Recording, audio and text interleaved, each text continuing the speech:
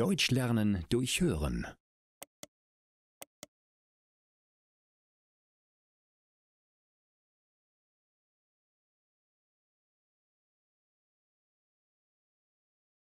Pause im Biergarten. Richard und seine Kollegen machen ihre Mittagspause im Biergarten. Heute ist ein warmer Tag. Es ist April und in der Sonne hat es mindestens 20 Grad. Sie setzen sich in den Garten und bestellen ein Bier und holen etwas zum Essen. Nach einem Bier gehen Richards Kollegen wieder zurück ins Büro. Aber er hat eine Idee. »Hey, Natalie«, sagt er zu seiner Kollegin. »Wir haben ja noch eine Besprechung zu zweit. Sollen wir sie hier im Biergarten machen?« Natalie denkt nach. »Weißt du was?«, antwortet sie. »Ich liebe Besprechungen im Biergarten.« Die zwei Kollegen bestellen sich noch ein Bier und setzen sich zu zweit an den Tisch. Doch die Besprechung starten sie nicht. »Ich habe gehört, dass du im Herbst nach Georgien fliegst.« »Ich war vor 4 Jahren dort und habe es geliebt«, erzählt Natalie. Richard ist begeistert. Er fragt, was sie in Georgien gemacht hat und was ihr gut gefallen hat. Sie reden und reden und reden. Und schließlich ist ihr Bier leer. Natalie schaut auf die Uhr. »Oh nein, es ist schon 2 Uhr. Jetzt haben wir 2 Stunden Pause gemacht.« Beide lachen laut. Zum Glück haben sie Gleitzeit. Sie können länger Pause machen und am Abend länger arbeiten. »Dann sollten wir jetzt besser zurück ins Büro gehen«, sagt Natalie mit einem Seufzen. Richard stimmt ihr zu. Oder er räuspert sich, wir machen die Besprechung für die Arbeit doch noch hier. Beim 3. Bier reden Natalie und Richard über ihr Lieblingsland. Beide waren vor ein paar Jahren in Neuseeland. Erst danach stehen sie auf und gehen zurück ins Büro.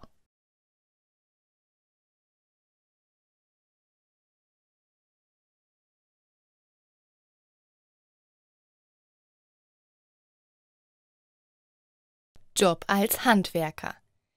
Timos Klasse macht heute einen Ausflug. Die ganze Woche lang besuchen sie jeden Tag ein anderes Unternehmen. Dadurch sollen die Kinder die Arbeitswelt kennenlernen. Am Montag waren sie bei einem bekannten Autohersteller. Timo fand es sehr interessant, dass in der Fabrik fast nur Roboter arbeiten. Man hat nur wenige Menschen gesehen. Außerdem hat es in der Fabrik nach Gummi gestunken. Am Dienstag waren sie in der Bäckerei. Sie mussten früh aufstehen, weil der Bäcker seine Arbeit um 3 Uhr morgens beginnt. Das leckere Gebäck hat allen Kindern sehr geschmeckt. Am Mittwoch waren Timo und seine Klassenkameraden beim Friseur. Dort durften sie selbst einer Puppe die Haare schneiden. Außerdem haben sie alle einen Gratis-Haarschnitt bekommen. Am Donnerstag waren sie in einer Fabrik, die Flugzeuge herstellt. Am Ende der Führung hat jedes Kind ein kleines Flugzeug aus Plastik zum Spielen bekommen.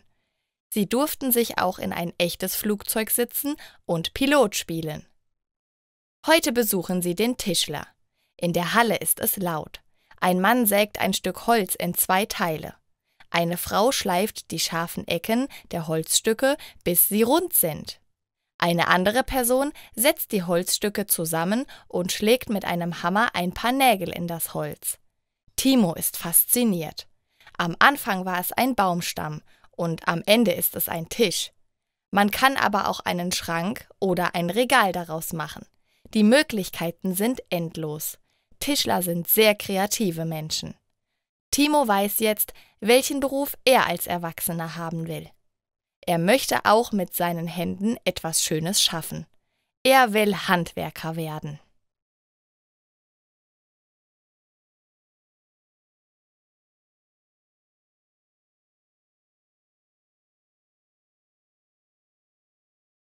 Robert liebt Pflanzen. Robert hat eine neue Wohnung. Sie ist größer als seine alte und hat viel mehr Licht. Er freut sich, dass sie größer ist, weil er sich endlich mehr Pflanzen kaufen kann. Von seiner alten Wohnung bringt er 8 Stück mit. Und die sind klein. Die alte Wohnung war nur 30 Quadratmeter groß, aber jetzt hat er fast 60 Quadratmeter. Nach seinem Einzug fährt er gleich zu einem Pflanzenmarkt. Dort kauft er sich 3 große Pflanzen und 5 kleine. Jetzt hat er eine Monstera, einen Gummibaum und eine Strelizie. Sie sind sehr schön. Zu Hause findet er den perfekten Platz für sie. Am nächsten Tag hat Robert seine Einweihungsfeier. Er freut sich auf alle seine Freunde. Er kocht viel zu essen und kauft auch einiges an Alkohol. Es soll eine richtige Party werden. Leider hat er noch nicht so viele Stühle. Deswegen legt er ganz viele Kissen auf den Boden. Da können sich die Gäste hinsetzen. Um 6 Uhr kommen seine Freunde. Alle bringen ein Einweihungsgeschenk mit. Robert kann es nicht glauben. Jeder bringt eine Pflanze mit. Seine Freunde kennen ihn gut. Er bekommt eine Pflanze, die in der Mitte eine Ananas hat. Und ein paar Freunde haben zusammen eine riesige Pflanze gekauft. Sie ist 2 Meter groß. Robert kann sein Glück nicht glauben. Jetzt hat er noch 6 Pflanzen mehr. Diese Wohnung wird ein kleiner Urwald. Und das liebt er.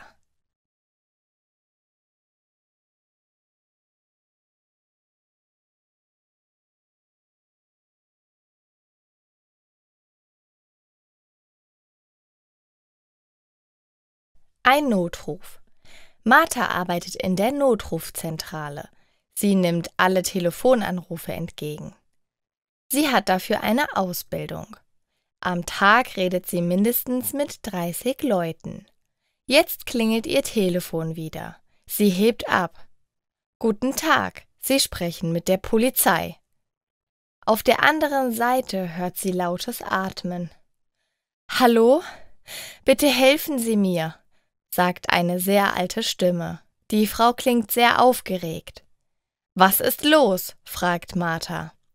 Für ein paar Sekunden kommt keine Antwort. Es geht um Gerti. Sie braucht Hilfe. Ich habe Angst, dass sie sonst stirbt. Wie ist Ihr Name und Ihre Adresse? Fragt Martha. Die alte Frau gibt ihr alle Auskünfte. Dann legt sie plötzlich auf. Martha verständigt sofort die Polizei. Die Polizisten fahren schnell zu dem Haus. Von außen sieht alles ruhig aus. Sie läuten an der Tür. Niemand macht auf. Sie läuten noch einmal und bereiten sich darauf vor, die Türe aufzubrechen. Doch dann geht die Tür auf. Eine alte Frau steht vor ihnen. »Haben Sie den Notruf gerufen?« fragt der Polizist. »Oh«, ruft die Frau verwundert. »Das ist aber sehr nett, dass Sie gekommen sind. Aber es ist alles wieder gut.« Die Polizisten werfen sich einen Blick zu. »Was ist passiert?« fragen sie. Die Frau schaut in ihr Haus und zeigt eine dunkle Ecke. »Meine Gerti war auf einem Baum und konnte nicht runterkommen. Aber jetzt ist alles wieder gut«, erklärt sie. Die Polizisten sehen, dass es sich um eine Katze handelt. Na gut. Sie wünschen der Frau einen schönen Tag. Dann müssen sie beide lachen.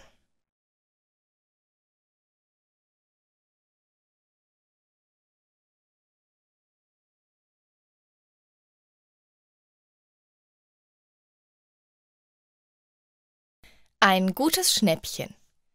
Ich gehe liebend gerne auf Flohmärkte.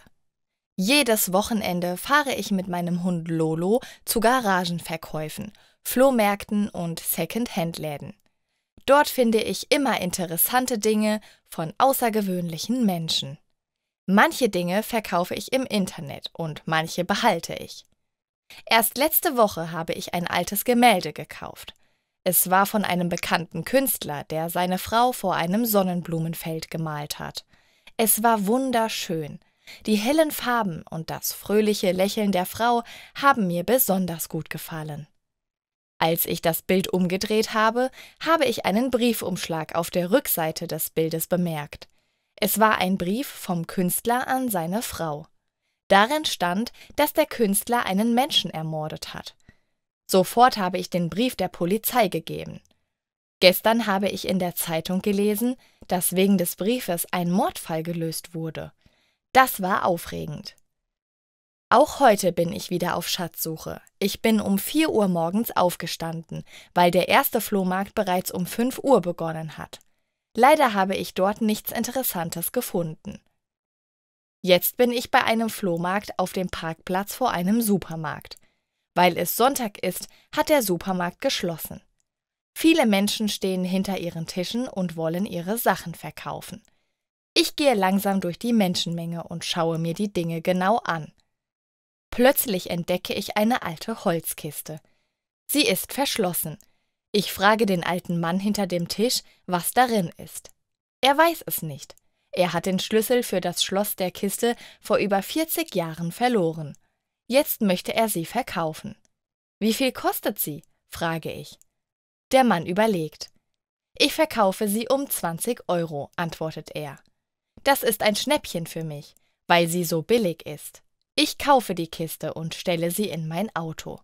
Zu Hause öffne ich sie mit einer Säge. Ich kann es kaum glauben, die Holzkiste ist voll Briefmarken.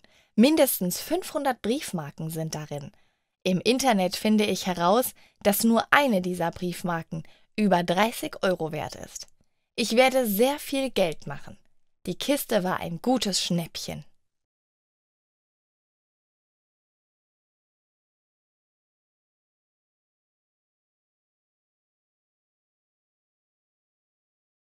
Tanja bekommt BAföG. Tanja und ihre beste Freundin Lisa sitzen in einem kleinen Bistro in der Nähe vom Bahnhof. Sie hören die schweren Züge, die auf den Schienen fahren. Jedes Mal, wenn ein Zug am Bistro vorbeifährt, wackeln alle Gläser und Tassen ein wenig. Die Kellnerin bringt Tanja und Lisa eine große Kanne Kamillentee und 2 Tassen. »Jetzt ist die Schule bald zu Ende«, sagt Tanja. Sie ist traurig, weil sie gerne in die Schule geht. Es ist bereits Frühling und in wenigen Wochen machen die beiden Freundinnen ihren Abschluss. Lisa nickt und sagt, »Ja, ich habe schon viele Bewerbungen an Unternehmen gesendet. Hoffentlich bekomme ich eine Arbeit, bevor das Schuljahr vorbei ist.« Neugierig schaut Lisa ihre Freundin an. »Weißt du schon, was du nächstes Jahr machst?« fragt sie. Tanja ist ratlos. Sie antwortet, »Ich möchte gerne Medizin studieren und dann Ärztin werden. Ich träume von meiner eigenen Praxis. Ich will Kindern helfen.« Lisa findet das super. Sie fragt, warum Tanja nicht studieren geht. »Die Universität ist zu teuer. Ich kann es mir nicht leisten, zu studieren«, sagt sie traurig. Plötzlich steht die Kellnerin wieder vor den beiden. »Ich habe euer Gespräch gehört«, sagt sie. »Ich studiere auch gerade Geschichte. Auf der einen Seite arbeite ich hier als Kellnerin und auf der anderen Seite bekomme ich BAföG. Das hilft sehr.« Die beiden Teenager sehen sich verwirrt an und die Kellnerin lacht. »Das BAföG ist eine Förderung. Das heißt, der Staat gibt dir Geld. Er unterstützt dich dabei, eine Ausbildung zu machen. Ich bekomme fast 650 € jeden Monat. Mit diesem Betrag bezahle ich meine Miete und mein Essen. Durch meine Arbeit als Kellnerin habe ich für alles andere Geld. Du findest alle Informationen dazu im Internet. Ein Zug fährt am Bistro vorbei und die beiden Tassen auf dem Tisch wackeln. Tanja lächelt. Es gibt doch einen Weg, ihren Traum zu erfüllen und Ärztin zu werden. Die beiden Freundinnen geben der Kellnerin 5 € Trinkgeld und bedanken sich für den Tipp.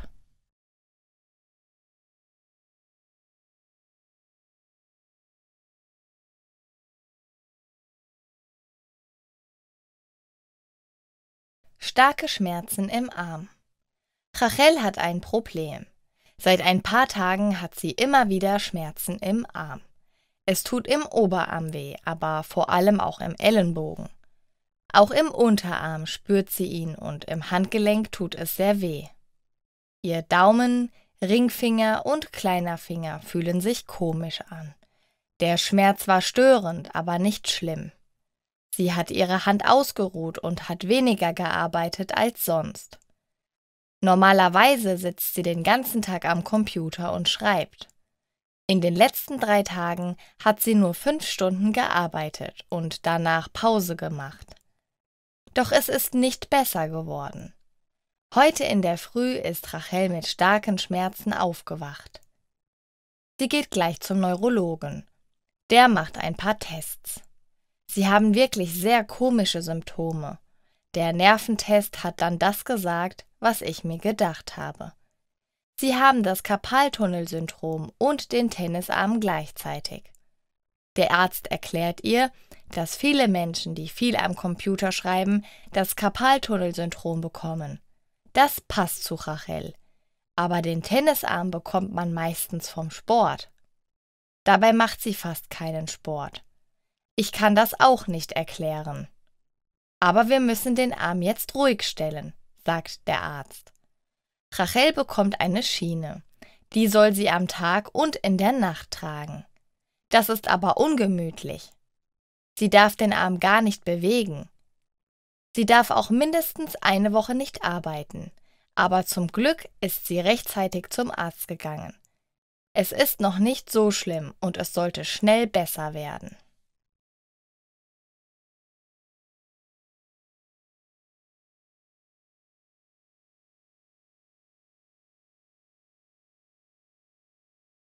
Hochhäuser. Mila und Ruba spazieren durch die Stadt. Die Stadt ist nicht zu groß und nicht zu klein. Sie hat ungefähr 200.000 Einwohner. Das ist für Ruba eine angenehme Größe. Er kommt aus einer riesigen Stadt in Bangladesch. Weißt du, was ich an den deutschen Städten gern habe? Fragt er seine deutsche Freundin Mila. Sie schüttelt ihren Kopf.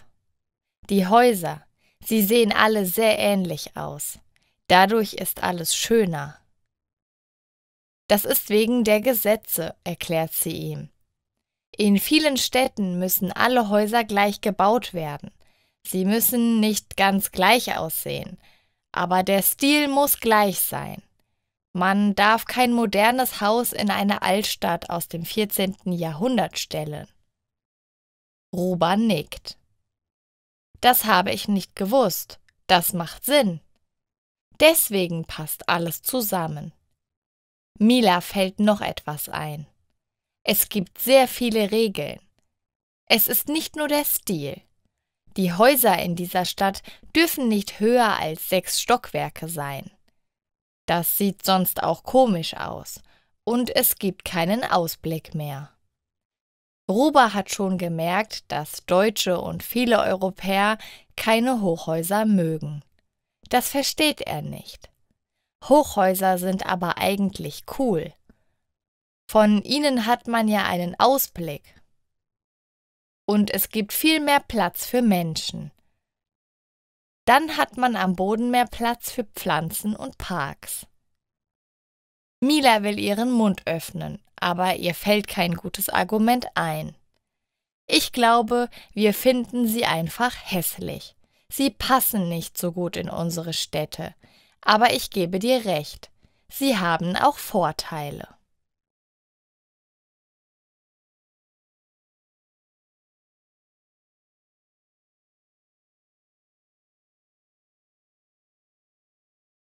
Eine Reise durch Kolumbien. Philipp und Daniel machen eine Reise durch Kolumbien. Sie haben 3 Wochen Zeit. Das ist wenig für so ein großes Land. Deswegen haben sie einen genauen Plan. Als erstes sind sie in der Hauptstadt Bogota. Es ist sehr kühl, weil die Stadt in den Bergen liegt. Aber das Zentrum ist schön. Es gibt ein lustiges Museum des Künstlers Botero. Seine Zeichnungen sind wirklich lustig.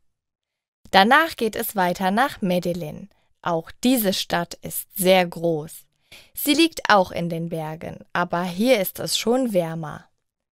Es hat jeden Tag 27 Grad. Philipp und Daniel machen eine Tour über den Drogenkönig Pablo Escobar. Das ist sehr spannend. Zum Glück ist die Situation in Kolumbien heute viel besser als vor 30 Jahren. Nach Medellín fahren sie 10 Stunden mit dem Bus an die Küste. Die Fernbusse sind sehr gemütlich. Sie sind gar nicht müde, als sie in Cartagena ankommen. Diese Stadt ist unglaublich. Es hat über 30 Grad und alle tanzen Salsa. Und die Architektur ist wunderschön. Die 2 Freunde tanzen die ganze Nacht durch. Am nächsten Tag fahren sie zu einem Strand. Er ist wild. Hier kann man surfen. Am nächsten Tag machen sie wieder einen Tagesausflug zu einem Strand. Dieser ist ganz anders als der erste. Er ist ruhig und das Wasser ist kristallklar. Es ist wunderschön. Sie fahren noch weiter nach Santa Marta. Diese Stadt ist auch sehr schön und es gibt weniger Touristen. Dort machen sie einen Ausflug in einen Nationalpark. Dort gibt es viele Affen, wunderschönes Meer und dichten Regenwald. Dann müssen sie wieder nach Hause fliegen. Für Philipp und Daniel ist klar, sie müssen wieder nach Kolumbien fliegen.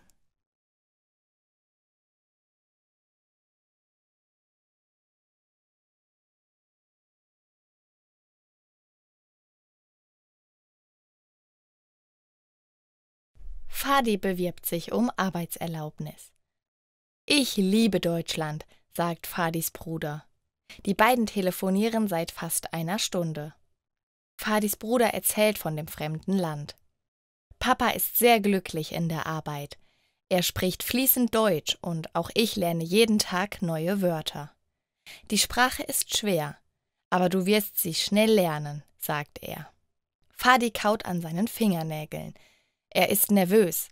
Sein Vater hat vor ein paar Monaten eine neue Arbeit bekommen. Er musste nach Deutschland ziehen und Fadis Bruder ist mitgegangen. Jetzt will sein Vater, dass auch Fadi nach Deutschland kommt. Er kauft dort ein Haus und möchte ein neues Leben beginnen. Weil er seine Familie sehr vermisst, fliegt Fadi für eine Woche nach Deutschland. Er war noch nie dort. Fadis Vater und Bruder holen ihn vom Flughafen ab und zeigen ihm das Land und die Kultur. Er ist begeistert. Ihm gefallen die Ordnung und die Ruhe in diesem Land sehr. Gespannt schaut ihn sein Vater an. »Wirst du auch nach Deutschland ziehen?« fragt er voller Hoffnung. Fadi nickt und sagt, »Ja, aber ich muss auch arbeiten.« Fadis Vater jubelt. Er freut sich sehr. »In meinem Unternehmen suchen sie einen Programmierer. Ich werde meinem Chef deinen Lebenslauf geben. Du musst dich aber für eine Arbeitserlaubnis anmelden«, sagt er. Das hat Fadi noch nie getan. Zu Hause telefoniert er mit den deutschen Behörden, füllt viele Formulare aus und schreibt unzählige E-Mails. Nach ein paar Wochen bekommt er die Arbeitserlaubnis. Sein Vater hat das Haus gekauft und Fadi hat sein eigenes Zimmer. Auch die Position als Programmierer im Unternehmen seines Vaters hat Fadi bekommen. Es funktioniert alles nach Plan. Jetzt beginnt sein neues Leben in Deutschland.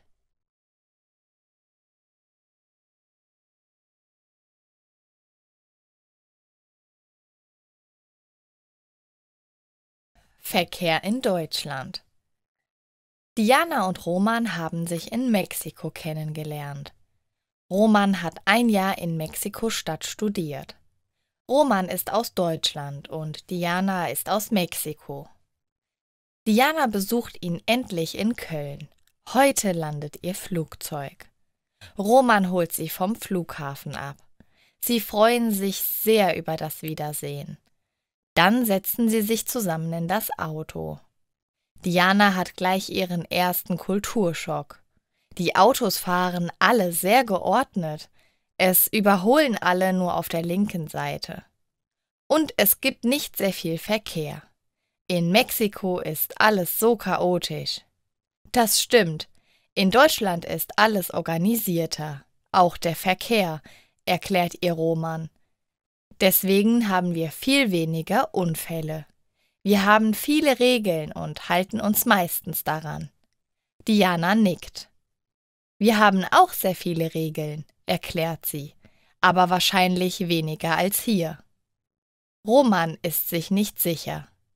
Auf jeden Fall ist es auch nicht so leicht, den Führerschein zu bekommen. Man muss viele Fahrstunden nehmen. Die Prüfung ist nicht leicht. Diana lacht laut. Bei uns kann man sich den Führerschein kaufen, wenn man will, erzählt sie. Doch auf einmal hört Diana einen sehr lauten Lärm. Ein Auto rast an ihnen vorbei. Es fährt wirklich sehr schnell.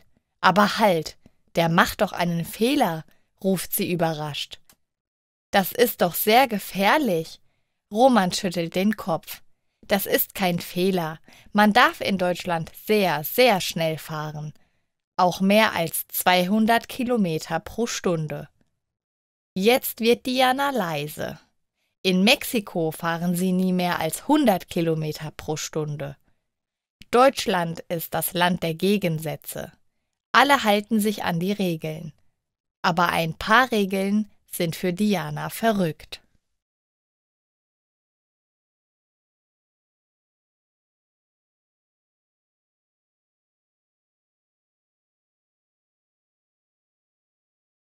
Einschlafrituale. Jerry und Lea kennen sich seit 4 Wochen. Heute schlafen sie das erste Mal zusammen. Jerry packt seinen kleinen Rucksack und fährt zu Lea. Sie hat für ihn Nudeln mit Tomatensauce gekocht. Sie essen zusammen und schauen danach einen Film. Ich muss dir etwas gestehen, sagt Lea nach dem Film. Ich habe mehrere Einschlafrituale. Wenn ich sie mache, kann ich viel besser schlafen. Das kennst du sicher. Jerry ist es sehr peinlich, dass er keine Einschlafrituale hat. Er nickt. Ja, sicher. Das mache ich auch manchmal. Nicht immer, aber manchmal, stottert er. Lea lächelt. Magst du heute bei mir mitmachen? Fragt sie. Er stimmt zu. Zuerst legen sie ihr Handy weg. Dann gehen sie ins Badezimmer und putzen ihre Zähne und waschen ihr Gesicht. Danach setzen sie sich noch einmal aufs Sofa und lesen 10 Minuten. Anschließend meditieren sie 5 Minuten. Manchmal meditiere ich gar nicht richtig. Ich denke einfach nur darüber nach, wie mein Tag war, erklärt Lea. Jerry ist beeindruckt. Er macht das alles nie. Am Ende mache ich noch was ganz Besonderes, sagt Lea. Sie legt sich auf ihr Bett und legt ihre Füße hoch auf die Wand. Ihre Beine sind ganz ausgestreckt. Das sieht komisch aus, aber Jerry macht es ihr trotzdem nach. Sie liegen ruhig nebeneinander. Dann lacht Lea laut. Du machst auch alles, was ich dir sage, oder? Fragt sie. Ich mache manchmal Einschlafrituale, aber nicht jeden Tag. Das dauert viel zu lang. Und das mit den Beinen an der Wand mache ich natürlich nie. Noch immer lacht sie laut. Jetzt fängt Jerry auch an zu lachen. Dann kitzelt er sie zur Strafe.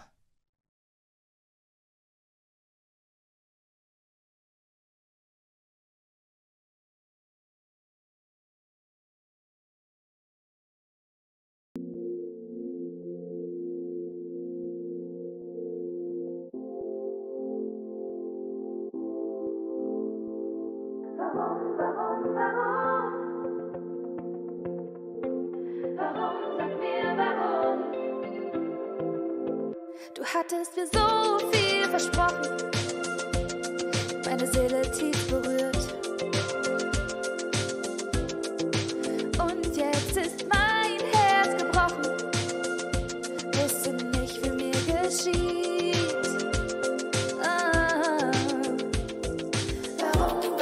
Warum stehst du vor meiner Tür? Warum, sag mir warum, was willst du noch von mir? Warum hast du gesagt, es ist aus und vorbei, es passt nicht mehr zwischen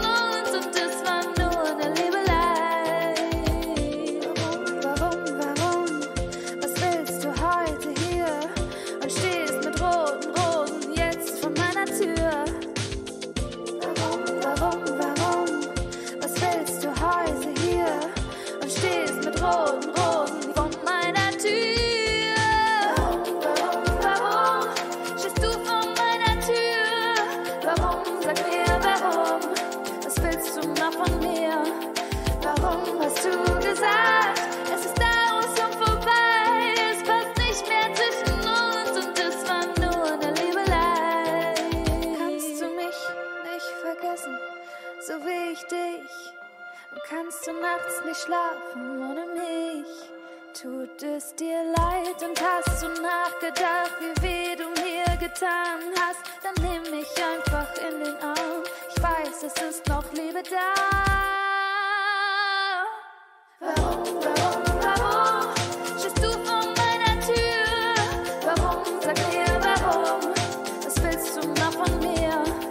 Warum hast du gesagt, es ist aus und vorbei? Es passt nicht mehr zwischen uns und es war nur eine Liebelei. Warum?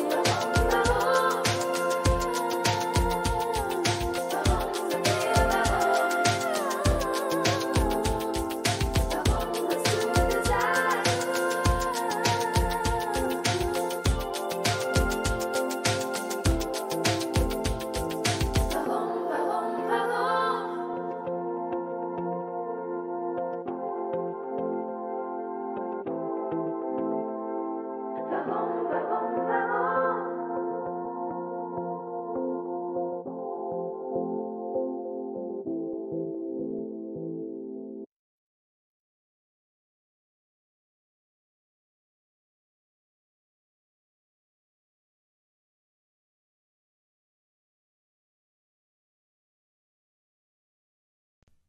Lieblingssendung. Tinas Lieblingssendung ist The Big Bang Theory.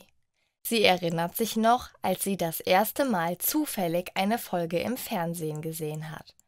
Sie ist erschöpft von der Arbeit nach Hause gekommen, hat sich das übrig gebliebene Essen vom Vortag aufgewärmt und sich vor den Fernseher gesetzt. Sie hat irgendeinen Sender aufgedreht. Und seitdem hat sie alle Staffeln auf DVD zu Hause und kennt so gut wie jede Folge auswendig. Natürlich hat sie auch ihre Freunde gezwungen, die Serie zu schauen. Sie haben Filmabende gemacht, bei denen sie Snacks gegessen haben, während sie in ihren Schlafanzügen viele Folgen geschaut haben. Sie haben sogar einmal einen Dungeons & Dragons Spieleabend gemacht. Die Charaktere sind ihr nach kurzer Zeit ans Herz gewachsen. Vor einem Jahr hat sie die Stars der Serie Comic-Con besucht. Sie hatte sogar die Möglichkeit, mit einigen der Schauspieler zu reden und ein Foto zu machen. Tina würde sogar behaupten, dass das der beste Tag ihres Lebens war. Wenn sie traurig ist, sieht sie sich einfach The Big Bang Theory an und schon nach ein paar Minuten muss sie lachen. Nicht selten hat sie zu ihrem Geburtstag Big Bang Theory T-Shirts und Tassen bekommen und sie hat sich jedes Mal darüber gefreut. Als die letzte Staffel der Serie online war, war Tina sehr traurig. Sie übertreibt vielleicht ein bisschen, aber die Serie hat Tina immer glücklich gemacht, wenn es ihr schlecht gegangen ist. Vielleicht wird sie eine weitere Sendung finden, die sie liebt, doch sie wird nie aufhören, ihre Lieblingssendung The Big Bang Theory zu schauen.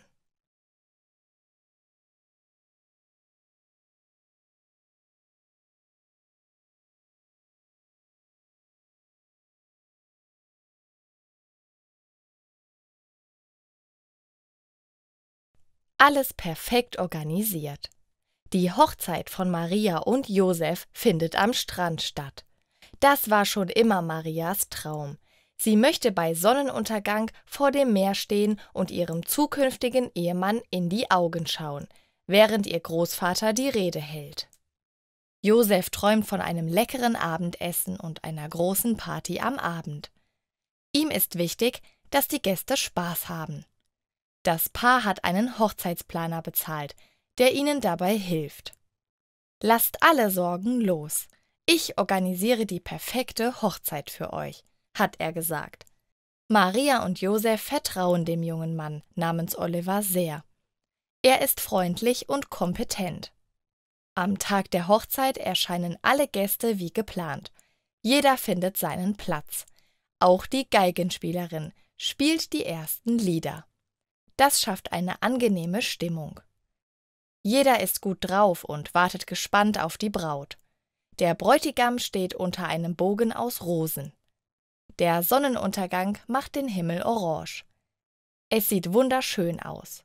In diesem Moment kommt Maria. Ihr Kleid passt perfekt. Die Geigenspielerin beginnt ein neues Lied und die Braut läuft zu Josef. Beide weinen ein bisschen. Nach der Zeremonie gehen die Gäste in das kleine Gasthaus hinter dem Strand. Die Sonne geht langsam unter und jeder trinkt Champagner. Der Vater von Josef hält eine lustige Rede. Um 2:30 Uhr morgens gehen alle nach Hause. Es war ein langer Tag. Das Brautpaar ist glücklich. Oliver hat alles perfekt organisiert.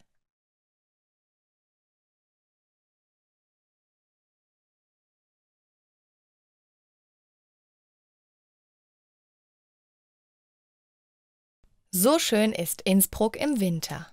Christina und ihre Familie fahren mit dem Auto in den Urlaub, nach Innsbruck. »Mama, wann sind wir endlich da?« fragt Christinas Bruder Kevin neben ihr.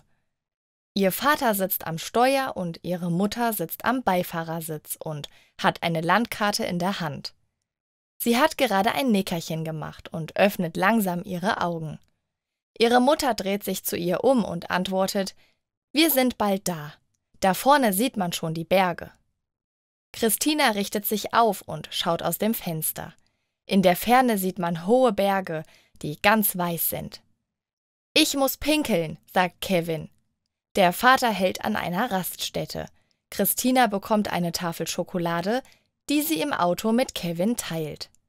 Je weiter sie fahren, desto höher werden die Berge. Nach einer Stunde sind sie mitten in den Tälern der Alpen. Schon bald sind sie in Innsbruck. Das ist eine Stadt in Österreich, mitten im Gebirge. Der Vater parkt das Auto in einer Tiefgarage. Mit dem Lift fahren sie nach oben und sind direkt im Stadtzentrum. Vor ihnen ist ein wunderschöner Weihnachtsmarkt. Die hellen Lichter faszinieren Christina. Der köstliche Geruch von Zimt riecht überall. Ihre Eltern trinken einen Glühwein und Kevin und Christina bekommen einen Kinderpunsch. Der schmeckt nach Orangen und ist sehr lecker. »Das ist das Goldene Dachel«, sagt ihre Mutter und zeigt auf ein altes Haus. Ganz oben sieht man ein kleines Dach aus Gold. Ein alter Mann beginnt ein Gespräch mit ihrem Vater. Er erklärt ihm, welche Gasthäuser am besten sind und was man in Innsbruck sonst noch machen kann. Plötzlich fallen dicke Schneeflocken vom Himmel. Christina öffnet ihren Mund und fängt ein paar Schneeflocken mit ihrer Zunge. Sie schmelzen sofort. Ihre Eltern wollen in das Hotel gehen, aber sie möchten noch am Weihnachtsmarkt bleiben. »Wir kommen morgen nach dem Skifahren wieder«, sagt ihre Mutter und nimmt sie an der Hand. Innsbruck ist so schön.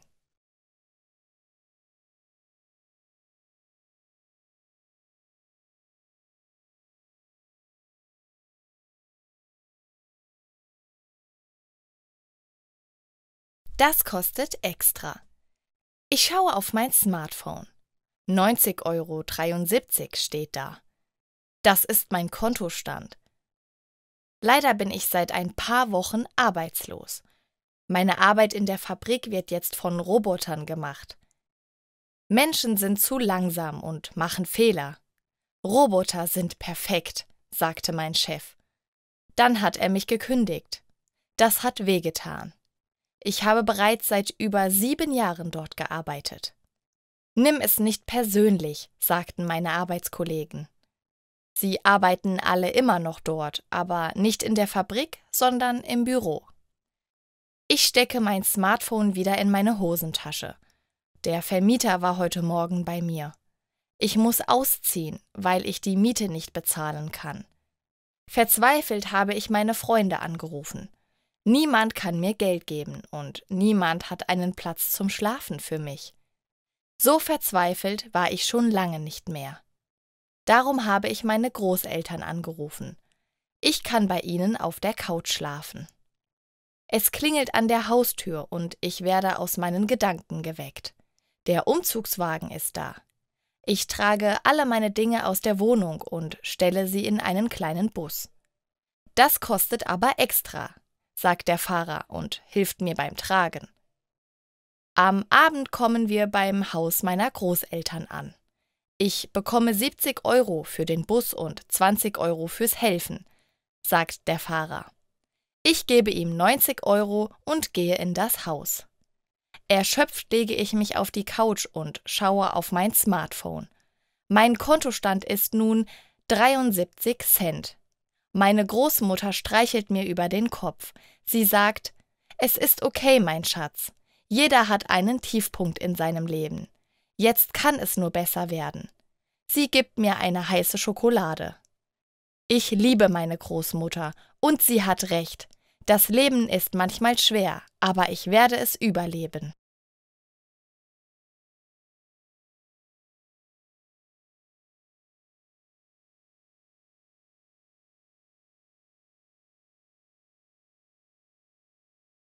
Weihnachten im Schuhkarton. Lisa sitzt auf der Couch und schaltet den Fernseher ein. Sie hat eine Schüssel voll Milch und Müsli in der Hand und sucht nach ihrer Lieblingssendung. Bunte Bilder erscheinen auf dem Fernseher. Schon bald hat sie die Sendung Hundepolizei gefunden. Im Wohnzimmer ist es warm, weil im Kamin ein kleines Feuer brennt. Außerdem brennen 2 Kerzen im Adventskranz. In 2 Wochen ist Weihnachten und darauf freut sich Lisa schon sehr. Lisas Oma sitzt auch auf der Couch. Sie liest eine Zeitung. Schau, Lisa, dieses Jahr gibt es wieder Weihnachten im Schuhkarton. Möchtest du mitmachen? Fragt sie. Das kleine Mädchen springt auf. Die Milch in der Schüssel schwankt hin und her und ein kleiner Tropfen fliegt auf die Couch. Lisa ist aufgeregt. Ja, schreit sie und läuft in die Küche. Ihre Oma schaltet den Fernseher wieder aus. Lisas Mutter ist in der Küche und gibt dem Mädchen einen leeren Schuhkarton. Sie freut sich immer sehr auf Weihnachten im Schuhkarton. Es gibt nämlich in anderen Ländern auf der Welt Kinder, die nicht so viel Glück wie Lisa haben. Manche Kinder haben keinen Kamin im Wohnzimmer, keine Stofftiere auf dem Bett und fast nichts zu essen. Lisa will ihnen helfen. Darum legt sie Dinge in den Schuhkarton, über die sich andere Kinder freuen. Sie hat ein kleines Stofftier, mit dem sie fast nie spielt. Auf ihrem Schreibtisch findet sie Sticker, die sie in den Schuhkarton legt. Ein altes T-Shirt, ein lustiges Buch und ein paar neue Stifte passen auch noch rein. Zum Schluss zeichnet Lisa noch ein Bild und schreibt einen kurzen Brief. Dann klebt sie die Box zu. Morgen werden Lisa und Oma zum Postamt gehen und den Schuhkarton verschicken. In ein paar Tagen wird ein anderes Kind mit Lisas Sachen spielen. Wegen ihr wird ein Kind ein schönes Weihnachten haben. Das macht das kleine Mädchen sehr stolz.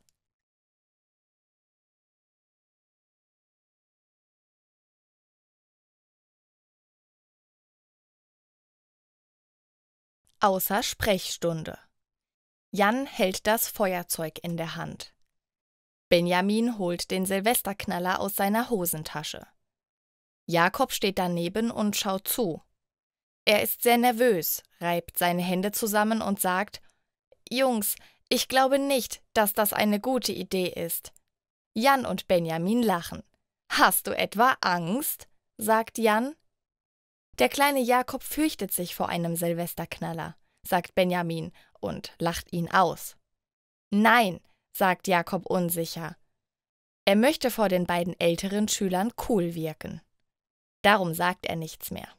Hier, halt das, sagt Benjamin und drückt dem kleinen Jungen den Silvesterknaller in die Hand. Jan zündet die Schnur an. Plötzlich laufen die 2 Freunde weg und Jakob steht allein auf dem Parkplatz hinter der Schule. Wirf ihn weg, schreit Jan. Leider ist es zu spät. Der Silvesterknaller explodiert in Jakobs Hand. Ein lautes Geräusch schreckt den Jungen sehr. Seine Hand ist schwarz und tut weh. Er weint. Jan und Benjamin sind nicht mehr zu sehen. In diesem Moment kommt ein Lehrer aus dem Gebäude. »Jakob, du blutest«, schreit er und hebt den Jungen auf. Der Lehrer trägt ihn zur Schulärztin. Zum Glück hat Jakob nur eine kleine Wunde an der Hand. Er bekommt Ärger. »Was fällt dir ein?«, schimpft seine Mutter.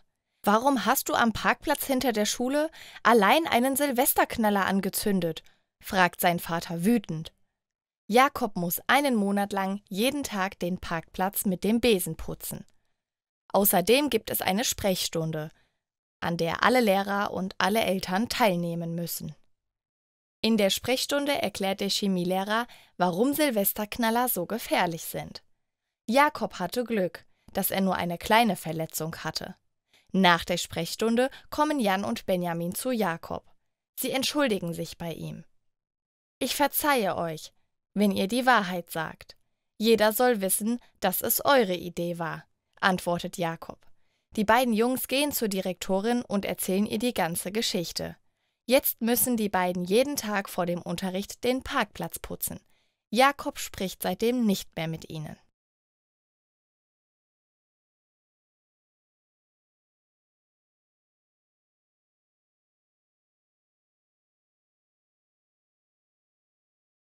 Falsche Bankmitarbeiter am Telefon. Jeden Sonntag besucht Sebastian seine Großmutter. Sie wohnt allein. Die hohen Bäume verstecken das bunte Haus und man sieht es von der Straße aus nicht. Man muss einen schmalen Weg gehen, der zum Garten des Hauses führt. Heute hat Sebastian ein paar Kekse mitgenommen. Er hat Lebkuchen gebacken. Seine Großmutter freut sich sehr über das Geschenk. Sie macht ihrem Enkelsohn einen Kaffee und stellt Milch, Zucker und die Kekse auf den Tisch. »Wie geht es dir denn?« fragt sie. Sebastian erzählt von seinem Leben. Seine Freundin schließt bald ihr Studium ab. Darauf freut sie sich sehr. Dann können die beiden endlich gemeinsam in eine Wohnung ziehen. Das macht Sebastians Großmutter glücklich. Sie liebt gute Nachrichten und wünscht ihrem Enkelkind ein schönes Leben. Plötzlich läutet das Telefon. Sebastians Großmutter steht auf und holt das Telefon, das in der Küche liegt. »Hallo?« sagt sie. Ihr Gesichtsausdruck wird ernst. »Okay, okay. Warten Sie einen Moment«, sagt sie und dreht sich zu Sebastian. Sie erklärt, dass ein Mitarbeiter ihrer Bank anruft. Sie weiß aber nicht, was er will. Sie legt das Telefon auf den Tisch und schaltet den Lautsprecher ein. Jetzt hört auch Sebastian das Gespräch. »Frau Huber, Sie müssen uns unbedingt das Geld überweisen. Wir sprechen hier von 2.000 €. Wenn Sie es nicht tun, muss ich die Polizei anrufen«, sagt der Mann. Sebastian ist schockiert. Er legt sofort auf. »Oma, das sind Betrüger. Du darfst nicht glauben, was er sagt. Er will Geld von dir stehlen.« Sebastians Großmutter atmet tief durch. »Zum Glück bist du da«, sagt sie und nimmt sich einen Keks.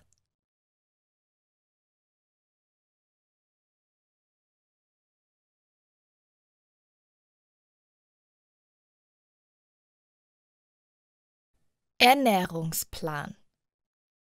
Elise hat ein Problem. Sie hat immer Schmerzen nach dem Essen. Ihr Bauch tut dann sehr weh und sie hat oft Durchfall. Aber kein Arzt kann ihr sagen, was ihr Problem ist. Deswegen hat sie selbst eine Idee. Sie macht eine Diät. Kartoffeln verträgt fast jeder. Deshalb isst Elise eine Woche nur Kartoffeln. Jeden Tag hat sie weniger Schmerzen. Es funktioniert. Aber schmecken tut es nicht. Es ist wirklich schwierig, nichts anderes zu essen. Aber Elise schafft es. Dann isst sie jeden Tag etwas anderes. Karotten verträgt Elise gut. Auch bei Zucchini hat sie kein Problem. Das frische Huhn schmeckt köstlich und sie bekommt keinen Durchfall. Aber Tomaten sind sehr schlimm. Sie hat gleich Bauchkrämpfe. 3 Monate hält sie diesen Ernährungsplan ein. Elise schreibt sich genau auf, was sie verträgt und bei welchem Essen sie Bauchweh bekommt. Am Ende geht sie mit der Liste zu einem Arzt. Der erkennt sofort, was nicht stimmt. Elise hat eine Histaminintoleranz. Das ist richtig blöd. Histamin ist in fast allem enthalten, vor allem in Wein, Tomaten und alles, was aus der Dose kommt. Viele gesunde Sachen enthalten Histamin. Elise muss noch länger eine strenge Diät machen. Aber wenn sie länger kein Histamin isst, dann kann sie es später vielleicht besser vertragen.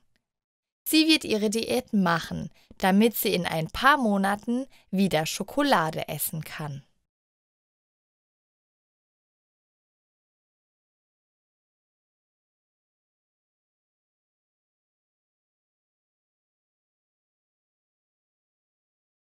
Eine Gondelfahrt.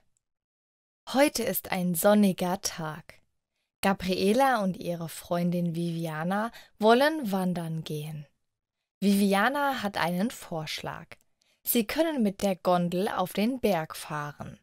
Gabriela findet das toll, denn sie ist noch nie mit der Gondel gefahren. 30 Minuten fahren sie mit dem Auto. Sie parken und spazieren noch 5 Minuten. Dann zahlen sie 20 € für die Gondel. Hin- und Rückfahrt. Sie stellen sich in der Schlange an. Mit 2 anderen Leuten setzen sie sich in eine breite Gondel. Am Anfang hat Gabriela ein bisschen Angst, aber dann hat sie sich daran gewöhnt. Irgendwann klebt sie am Fenster. Die Aussicht ist so schön. Man sieht alle Berge. Sie sehen auch Tiere unter ihnen. Es gibt Kühe und Ziegen. Nun sind sie angekommen und steigen aus der Gondel aus. Sie sind auf einer Alm. Die Kühe grasen und es ist angenehm warm. Sie nehmen einen Wanderweg und gehen eine Stunde. Es geht nicht viel bergauf und bergab. Am Ende haben sie eine sehr schöne Aussicht auf einen See. Dann gehen sie einen anderen Weg zurück. Dort gibt es ein Restaurant. Sie setzen sich hinein und essen Gerichte, die für die Alpen typisch sind. Es gibt Spätzle und Germknödel. Danach gehen Viviana und Gabriela eine halbe Stunde zurück zur Gondel. Die Fahrt ist für Gabriela das Beste des Ausflugs. Man kann sitzen und gleichzeitig so viel sehen.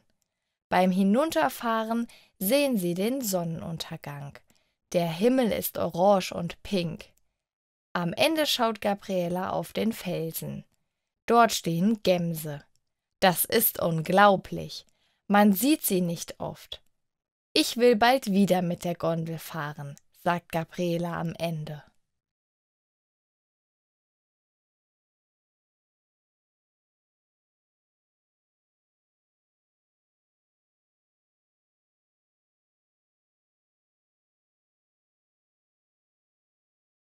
Eine Rundreise durch Kalifornien. Florian macht eine Rundreise durch Kalifornien. 2 Wochen bleibt er in den Staaten. Er landet in Los Angeles. Die Stadt schaut er sich als erstes an. Sie ist sehr groß und die Menschen sehr freundlich. Aber es gibt auch viel Verkehr und Stau auf den Straßen. Florian fährt auch nach Hollywood. Dort macht er eine Studiotour und sieht alte Filmsets. Danach braucht Florian ein wenig Ruhe. Er fährt in den Yosemite National Park. Dort geht er wandern. Die Natur ist unglaublich schön. In der Nacht schläft er in einem Zelt. Es ist ziemlich kalt, aber er liebt den Nationalpark. Er bleibt 3 Tage dort. Anschließend fährt Florian nach San Francisco. Das ist seine Stadt. Nicht zu groß und nicht zu klein. Er sieht natürlich die rote Golden Gate Bridge und fährt mit den Cable Cars. In einem Hostel trifft er freundliche Touristen. Am Abend geht er mit ihnen feiern. San Francisco hat auch gute Bars zu bieten. Er fühlt sich sehr wohl. Sein Flug fliegt von Los Angeles weg. Deswegen fährt er wieder in die Stadt. Er will aber noch etwas anderes sehen. Er beschließt, in den Süden nach San Diego zu fahren. Dort genießt er vor allem den schönen Strand und die Sonne. 2 Nächte kann er dort verbringen. Dann fährt er wieder nach LA. Dort nimmt er dann das Flugzeug nach Hause. Das war eine schöne Reise. Kalifornien hat sehr viele unterschiedliche Seiten.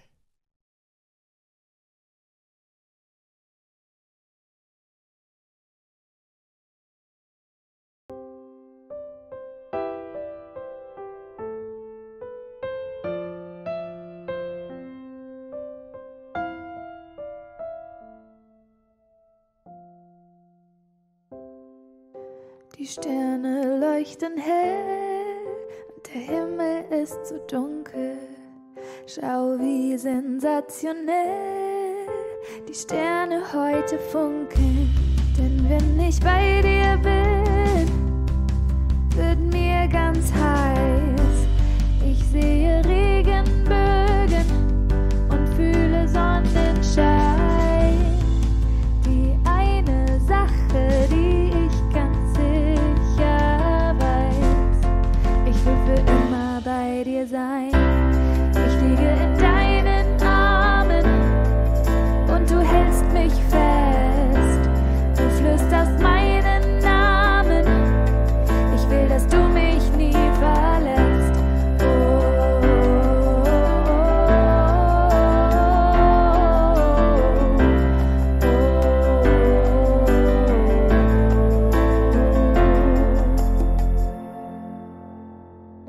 Wir schauen raus am nächsten Morgen und wir sehen die Sonne aufgehen. Bei dir fühle ich mich geborgen. Ich will nie wieder aufstehen. Denn wenn ich bei dir bin, wird mir ganz heiß. Ich sehe Regenbögen und fühle Sonnenschein. Die eine Sache, die ich ganz sicher weiß: Ich will für immer bei dir sein. Ich liege in deinen Armen und du hältst mich fest. Du flüsterst meinen Namen. Ich will, dass du mich nie verlässt. Oh,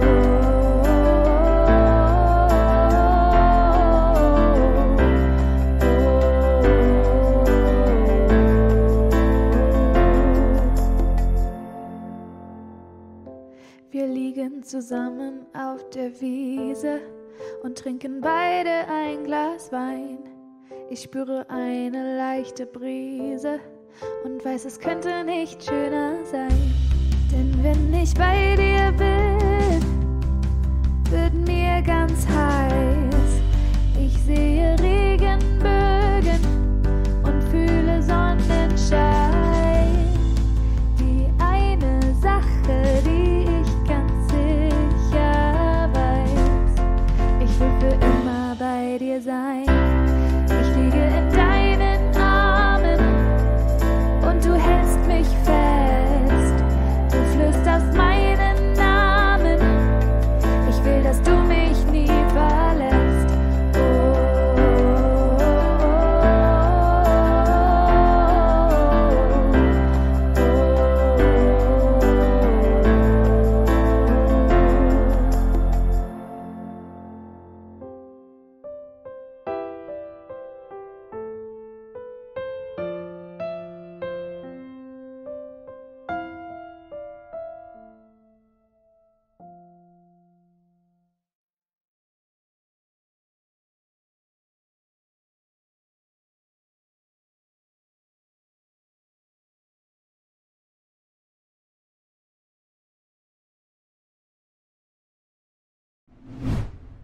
Deutsch lernen durch Hören.